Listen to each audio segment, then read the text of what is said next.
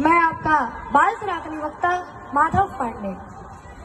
आज सत्य संस्कृति चैरिटेबल ट्रस्ट की तरफ से हमें कुछ बोलने का मौका मिला, जिसके लिए सत्य संस्कृति चैरिटेबल ट्रस्ट को बहुत बहुत धन्यवाद, मेरी ओर से बहुत बहुत धन्यवाद।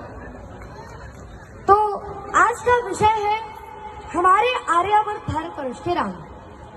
आर्यावर्त भारत विश्व विराट का हृदय। इस देश की संस्कृति त्याग, तप, संयम, नियम, प्रेम की पराकाष्ठा, परमार्थ पुरुषार्थ एवं परस्वार्थ की चरम परिणति, ज्ञान विज्ञान की सर्वश्रेष्ठ प्रभवमान प्रणाली, सर्वजन हितकारी भावना से ओतप्रोत भास्कर प्रकाश की तरह तम तो विनाशक विश्व बंधुत्व की गौरव गरिमा प्रस्थापित कर रही है।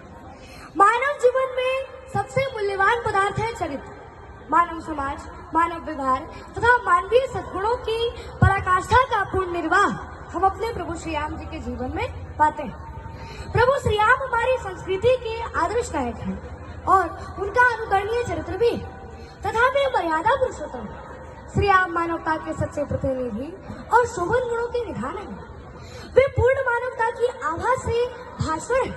वे नरता की चरम विभूषण है, अनुशासित और आज्ञा पालक आदर्श पुत्र है, आदर्श पति और स्नेह मंडित आदर्श भाई भी है।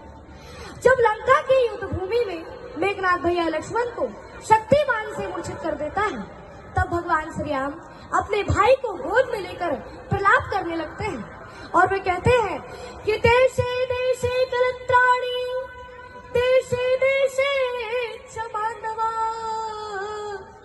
संतु देशेन पश्यामि यत्र भ्राता सहोदरः। अर्थात हे लक्ष्मण, वह बढ़ेगी। अर्थात हे लक्ष्मण, वह अनेक देश है जहाँ में भाई, बंधु, माता, पिता, स्त्री सभी दिखाई पड़ते हैं, परंतु वो देश मुझे कहीं नहीं दिखाई पड़ता जहाँ की अपना यत्र भ्राता सहोदर, जहाँ की अपना सहोदर भाई दिखाई दे। वे एक आदर्श मित्र, आदर्श प्रजापालक राजा और आदर्श धर्मात्मा भी। श्री राम की शारीरिक उष्मा, सौंदर्य तथा आंतरिक वैभव दोनों ही अपने आप में अपूर्व है। उनके विषय में वाल्मीकि मुनि का एक कथन है कि विष्णुनाम सदृशे विरजे सोमवत प्रिय दर्शनः, कालाग्नि सदृशे क्रोधे छाया पृथ्वी समः। अर्थात वे विष्णु के समान बलवान हैं। उनका लावण्ययुक्त तेजस्वी स्वरूप द्रष्टव्य है।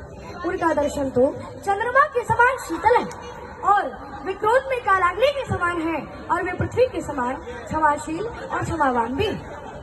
और इतना ही नहीं, बल्कि वाल्मीकि रामायण में वाल्मीकि मुनि ने यह स्पष्ट लिखा है और यह ब्रह्मा का भी उद्घोष है कि आवतस्था शक्ति गिरियः सरितश्च महीतले तावत् रामायण कथा लोकेषु प्रचरिष्यति।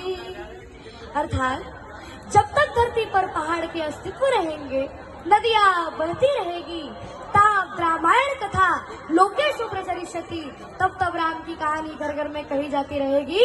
ऐसा होने में किसी की मेहरबानी नहीं है, क्योंकि हमारे प्रभु श्री राम जी की कहानी ऐसी है।